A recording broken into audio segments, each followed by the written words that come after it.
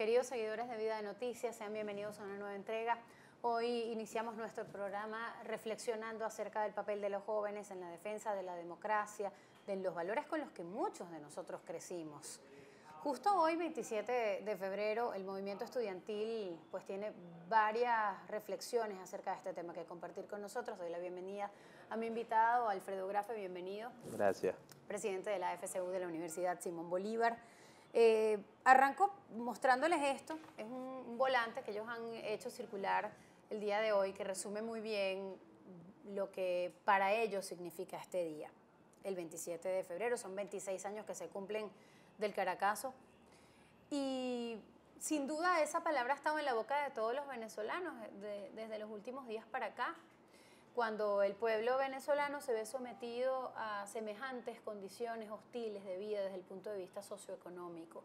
¿Pero qué significa para ti el 27 de febrero? Porque el gobierno siempre dice que ustedes no saben nada de historia, que ustedes no leen, que ustedes son unos burgueses, que ustedes no estudian, etcétera. Bueno, ni somos eso que el gobierno dice, ni somos los que algunas personas quieren que nosotros seamos. Nosotros al final somos venezolanos, que eso fue hace 26 años y la mayoría de nosotros no habíamos nacido en ese momento. Definitivamente el 27 de febrero es un llamado a la reflexión de cómo un gobierno, cuando pierde la credibilidad y pierde la moral para exigir sacrificios a un pueblo, no puede ejecutar ningún tipo de política económica. En aquel momento fue Miguel Rodríguez con Carlos Andrés Pérez, quienes viniendo de una coronación en el Teresa Carreño le pidieron al pueblo sacrificio con el aumento de la gasolina y el aumento del pasaje. Hoy, 26 años después, Rafael Ramírez, Marco Torres, Nicolás Maduro, quienes han dicho que hay que aumentar la gasolina, por ejemplo, pero no han dicho de los 25.000 millones de dólares que se perdieron en Cadivi, no han dicho, por ejemplo, de cómo en gasto público ellos generan una relación clientelar y cómo compran votos con el dinero de todos los venezolanos, y es ahí donde tiene que estar la reflexión. Aumento de la gasolina en Venezuela, tiene que haberlo. O sea, el político que no diga eso es un demagogo, que lo que se está es cuidando de sus votos, pero ¿cómo se le va a permitir un aumento a un gobierno que está adicto y que está enfermo al gasto público para mantener al PSUV? Yo no le puedo dar droga a un vicioso. Yo no le puedo dar más dinero a un gobierno que con ese dinero se va a encargar de destruir lo poco que queda de país. Fíjate que cuando tú reflexionas sobre esto con esa vehemencia, siendo tan joven, mucha gente quizás no tiene claro frente a qué estamos. Es decir, el gobierno reprime al que protesta, pero genera todas las condiciones socioeconómicas para que la gente no aguante más. No solamente las colas, porque las colas, hay gente que hasta se acostumbra y hace negocio con eso, uno no termina de entender por qué la gente reacciona así, con esa mansedumbre frente a eso, pero más grave que eso es que no te alcance, que lo consigas, pero cuando lo vayas a comprar no puedas. Lo que vivimos las madres venezolanas, que es tan dramático, no hay pañales, las que tenemos hijos alérgicos no conseguimos la fórmula y tenemos que hacer grupos de chats en todo el país para ver quién te la consigue, etcétera. Y a mí me choca particularizar el drama, pero es que lo que vivo yo lo viven muchas venezolanas. Es decir, el gobierno reprime, pero genera las condiciones para que la gente no aguante más. ¿Cómo se vive así? El gobierno y el presidente Maduro no tienen la capacidad de resolver la crisis. Si ellos fuesen gobernantes, y eso es importante que lo escuchemos todos, si ellos fuesen gobernantes harían medidas para resolver la crisis. A ellos no les importa gobernar, a ellos les importa es mantener el poder. Es por eso que te tiran la violencia en las calles, porque es el único tablero donde ellos son fuertes. Cuando tú te vas, por ejemplo, a comparar 1989, inflación 81%, 2015, inflación 110% prevista por el propio Banco Central, escasez en el 89, 10%. Hoy, si la publican, está por encima de los 40 puntos. Devaluación, en ese momento se pasó del dólar de 14 bolívares por dólar a 32 bolívares por dólar. Hoy se pasó de 57 a 172. CICA 2 a CIMADA. Y es decir, hay un país que está económicamente peor, pero que ahora hay una pequeña diferencia con el Caracazo. Todas esas muertes que sucedieron, que en algún momento Chávez levantó una bandera y decía que había que hacer justicia, inclusive se aceptó la demanda de la CIDH sobre los asesinatos que hubo. Bueno, esas muertes ahora son legales con la resolución 8610. El uso de armamento de fuego para controlar manifestaciones ahora es legal. Entonces, 26 años después, económicamente estamos peor y ahora asesinar manifestantes es legal. ¿Qué hay detrás para ustedes, la lectura que le dan al caso del adolescente de Kluivert Roa en el estado Táchira?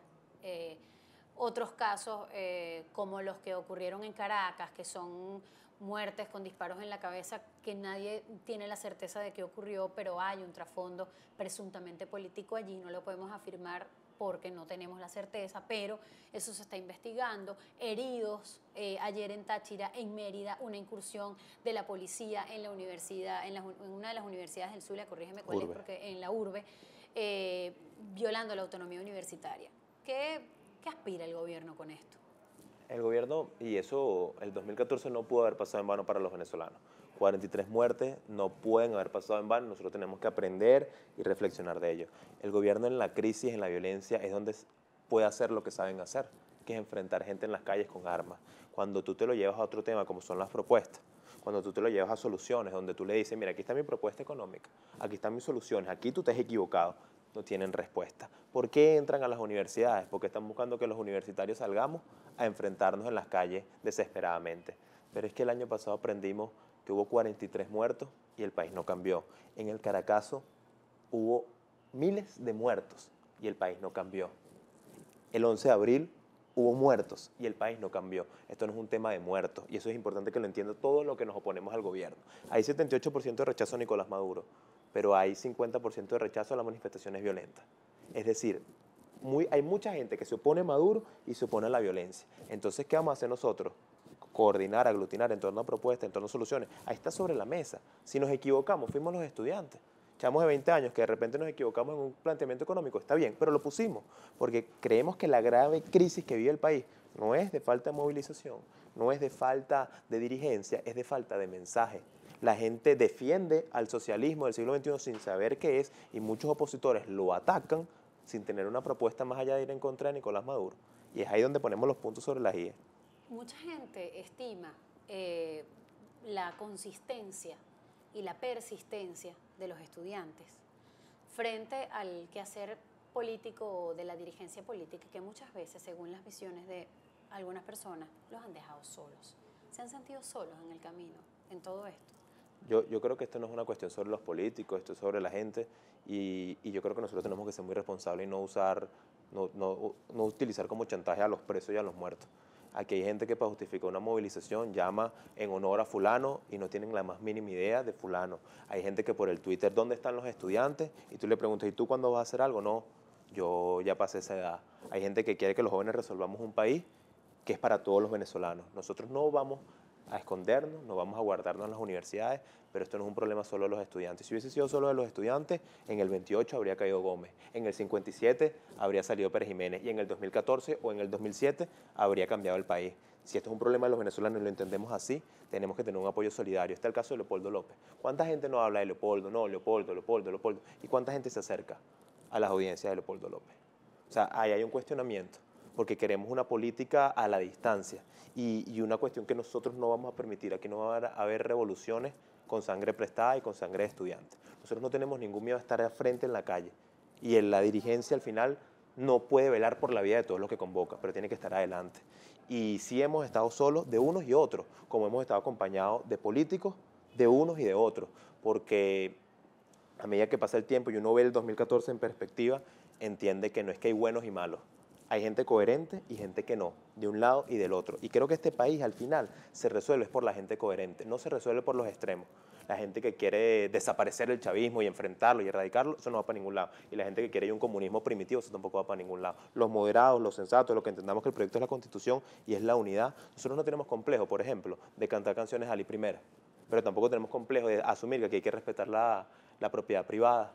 Pero tiene que haber un consenso en cómo un gobierno no se puede olvidar de su pueblo. Y ahí es donde está la consistencia. Y yo creo que cuando uno hace esos planteamientos, genera mucha roncha en la gente, porque hay gente que se siente indignada por esto que se dice. Pero en la medida que tú con tus hechos vas demostrando consistencia, te van acompañando. Y si hoy somos poquitos, hoy en Guarena fuimos 10, yo no dudo que más adelante seremos millones. Pero es en torno a los mensajes y no en torno a las personas. ¿Están haciendo ustedes ahora unas convocatorias? Quería abordar contigo las propuestas de ustedes para el camino que se nos viene encima, ¿no? Es decir, hay gente que está proponiendo este acuerdo para la transición, un sector que lo critica abiertamente de la misma oposición, asegurando que eso le sirve al gobierno para tener argumentos para seguir encarcelando gente. Ellos mismos argumentan que no, que es una manera de hacer política y de plantearle soluciones al país o una senda transitable. otros confían solamente en el escenario electoral. Quería arrancar por allí, pero antes de eso no quiero dejar por fuera esta convocatoria tan simbólica que ustedes hicieron, llegaron al centro de Caracas cuando se pensaba, y el propio alcalde Jorge Rodríguez había dicho, aquí no pasa nadie, aquí no va a venir nadie a protestar, no va a venir nadie a protestar en Libertador. Ustedes lo lograron, pero entiendo que parte de esto ha sido estratégico, muy silencioso, muy cauteloso para poder llegar a los sitios donde quieren llegar. Hoy estuvieron en Guarena. Entonces, esto se trata de ser honesto aquí no es un tema de protagonismo.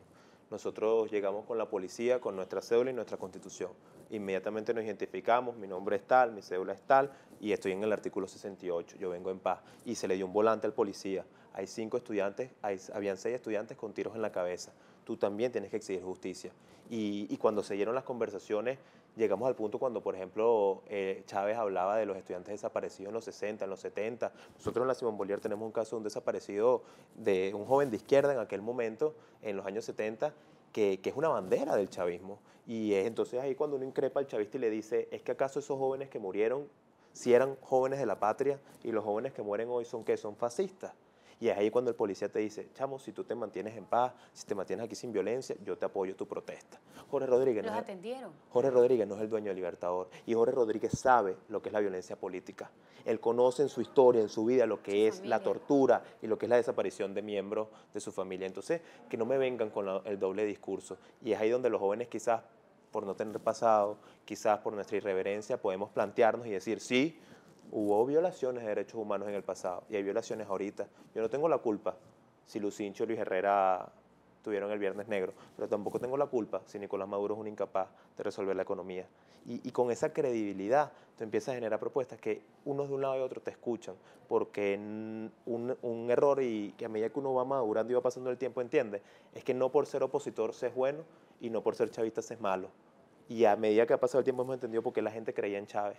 Hemos entendido qué críticas que hacía Chávez a la sociedad eran válidas y nosotros tenemos que hacerlas, pero tampoco podemos caer en el modelo que está planteando Nicolás Maduro y que planteó Chávez en su momento errado.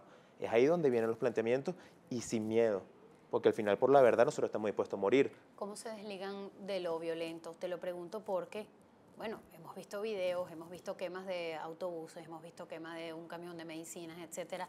El gobierno siempre trata de asociarles a ustedes, al movimiento estudiantil, que siempre está con el rostro limpio, es decir, que no andan con capucha, sino que tienen el rostro siempre limpio, lo muestran sin ningún problema. ¿Cómo tratan, cómo hacen para filtrar esto, para que esto no les afecte su imagen como dirigentes estudiantiles? De lo vandálico, ¿cómo hacen para que eso no se les mezcle? La primera es mantener la credibilidad. A nosotros se nos acusan de 2 cosas, del gobierno, que somos vandálicos, y dentro de algunos sectores de la oposición que estamos manipulados por los partidos. ¿Cómo tú respondes a eso? Lo primero, con tu cara limpia siempre. Y lo segundo, tomando tus decisiones tú. Si nosotros decidimos ir al aula magna el 12 de febrero, eso se hizo en la cocina de mi casa. Y se discutió después en asamblea en las universidades, eso no fue ningún partido. Si nosotros decidimos ir al Ministerio de Interior y Justicia, eso fue con la cédula, eso se le dijo al policía, soy yo, esta es mi cédula, aquí estoy. Es decir, no hay que tener miedo, no hay que tener miedo a ser honesto, y creo que eso reivindica la política. Y es muy sencillo cómo desmotivar a la gente a usar capucha. Nosotros dijimos el 12 de febrero, para que pasen cosas distintas, tenemos que hacer cosas diferentes. Eso lo dijo Albert Einstein. Bueno, Elías Agua, que hoy gobierna, cuando era joven se encapuchaba. Si nosotros queremos en un futuro un país distinto, no podemos hacer lo que Elías Agua hacía de joven. Ese es el único mensaje. Yo quería avanzar con las propuestas, porque bueno, la gente se pregunta, oye, ¿y qué camino plantean transitar estos muchachos? ¿En dónde se inscriben? Ustedes, por lo menos tú, ¿con cuáles de esas propuestas de la oposición estás de acuerdo? ¿Y qué opinas de las elecciones parlamentarias y del desempeño que debería tener sobre ello el poder electoral, cuya transparencia necesariamente es clave para que el voto se motive y para que haya las conquistas que ustedes esperan? Bueno, definitivamente, en cuanto al voto, la mejor manera de combatir la trampa es votando. El gran problema está cuando usted no firma su renglón en el cuaderno, otro puede votar por usted. Yo no dudo que el 14 de abril lo que dijo Tibisay Lucena está expresado en papeletas en caja. Lo que yo sí dudo es que esas papeletas no eran reflejo de la voluntad de venezolanos libres votando. Bueno, si la trampa es esa, si el fraude está en que tú no puedes comparar cuadernos con número de votos, porque cuando ves los cuadernos ves que 10 personas tienen la misma firma, si eso lo sabemos, quienes hemos participado en elecciones lo sabemos, bueno, tenemos que ir a votar y tenemos que llenar nuestro renglón. Pero ¿votar por qué? ¿Vamos a votar en contra de Nicolás Maduro solamente? No. aquí la gente va a votar es por dos cosas. La primera, la capacidad de defender la democracia de sus dirigentes, que lo vean comprometido con la democracia, con el futuro y no con su cargo. Y la segunda, qué propuestas le tienen al país. Entonces, nosotros hemos evaluado con el profesor José Guerra, que está ampliamente vinculado a Primera Justicia, a la MUD, y también hemos evaluado las propuestas de, por ejemplo, el control de cambio que se hicieron, cómo se abrieron, y la propuesta de la gasolina, aumentar el precio de la gasolina. Lo primero es que aquí tiene que haber confianza para los inversionistas, y aquí tiene que haber un respeto al esfuerzo privado de cada venezolano, desde el microempresario, el emprendedor, desde el de la economía no dependiente, es decir, economía informal, hasta los grandes capitales. Dice el gobierno frente a ese argumento, lo escuché recientemente en BTV, decir, ellos lo que quieren es atraer la inversión extranjera, pero no les importa para nada que el pueblo tenga acceso a los bienes y servicios. Pero es que no se trata de atraer o no la inversión extranjera, porque el presidente Chávez trajo aquí a los chinos y a los rusos a la faja petrolífera del Orinoco y a hacer casas a los rusos y a los bielorrusos, a hacer la misión vivienda. Entonces esa mentira de la inversión extranjera es todo un chantaje, es toda una narrativa falsa. El problema es cuando se condiciona la entrega a la adhesión política, ¿no? Exactamente, pero ¿dónde está la clave? Que cualquier política de producción nacional respete al interés privado, respete el capital privado, pero también vele porque aquí haya una economía lo suficientemente fuerte para satisfacer las demandas de los venezolanos. Porque cuando tú te vas a las propuestas económicas en el pasado, tenías, por ejemplo, un programa de sustitución de importaciones, no es mentira que hubo una serie de empresas que no dieron la talla y que el Estado las cubría con subsidios y no producían. Como también hay otros empresarios que se han logrado dar la talla en el tiempo. Entonces, con un objetivo claro, que es que ningún venezolano le falte nada, tú respetes la iniciativa de todos. Ese es el primero, o sea, que nosotros lo ponemos, más empleo y menos escasez, rescatando la producción nacional. Aquí, si nosotros decimos que la culpa de la economía, lo que está pasando hoy es de Nicolás Maduro, él merece un Nobel, porque nadie desmonta una economía como él lo ha hecho en 2 años. Aquí viene una política sistemática de expropiaciones y confiscaciones por parte del presidente Chávez y ahora de Nicolás Maduro, que han destruido la confianza. También nosotros proponemos las ayudas focalizadas en temas de salud, de alimentación, de transporte y educación a los sectores que más lo necesitan, pero evidentemente que mantengan el respeto a la diversidad y a la ideología política. No puede ser una relación clientelar a través de Barrio Adentro, a través del Mercal. ¿Y cómo hacemos que el Mercal sea más eficiente? Focalizándolo a quien más lo necesita y no haciendo que ese esfuerzo se diluya entre todos los venezolanos. Y la tercera es petróleo para los venezolanos. Es que los recursos que nosotros tenemos en Venezuela primero se inviertan acá. Nosotros, fíjate, de una producción de más o menos 2.500.000 barriles diarios, se nos van 700.000 barriles en consumo interno. Pero en regalos y en convenios con Petrocaribe se nos van más de 250.000 barriles. Y pagando el fondo chino se nos va otro tanto. Entonces, si aquí no hay hospitales, nosotros no podemos darle recursos a Uruguay para que hiciera un hospital hace 2 años. Si aquí no hay refinerías completas porque se nos quemaron y se nos dañaron, nosotros no podemos hacer una refinería en La Habana, Cuba, con la refinería de Cienfuegos. Bueno, Pepe Mujica los está criticando y los cubanos ya se aliaron con Obama. Así que bueno, así el presente siempre te da la respuesta para todas las cosas que en el pasado quizás no estaban tan claras, ¿no? Yo te agradezco profundamente que nos hayas acompañado. Gracias a ti. Solamente, bueno, me queda un minuto para saber si van a seguir en la calle haciendo este tipo de protestas estratégicamente simbólicas, es decir, no muy anunciadas, pero sí contundentes y respetuosas, por supuesto. Nosotros siempre hemos estado en la calle, nunca nos hemos guardado, pero nosotros no vamos a ser los que le den al gobierno los argumentos de decir que hay un movimiento estudiantil violento, que hay un movimiento estudiantil en paz y en propuesta, que cree en la Constitución y que cree en la integración de los venezolanos. Si Nicolás Maduro nos quiere en la calle nos va a encontrar, pero si nos quiere violentos se equivocó de gente. Yo feliz de tenerte con nosotros, porque además, bueno, esta ha sido sin duda la semana de los estudiantes, ¿no? Todos estamos muy conmovidos por lo que está viviendo el pueblo tachirense, todos estamos muy conmovidos por lo que ha tenido que vivir además el pueblo caraqueño. Son varios estudiantes con tiros en la cabeza, un homicidio que ocurre además dentro de un plantel en Macarao por razones distintas, pero no puede ser que las diferencias entre los seres humanos terminen con tiros en la cabeza. Así que como medio, como representante de un medio, pues simplemente me sumo a lo que todos los venezolanos pedimos, que es un país, una Venezuela libre de violencia. Gracias por acompañarnos y a ustedes por permitirnos una vez más entrar a sus vidas a través de los dispositivos.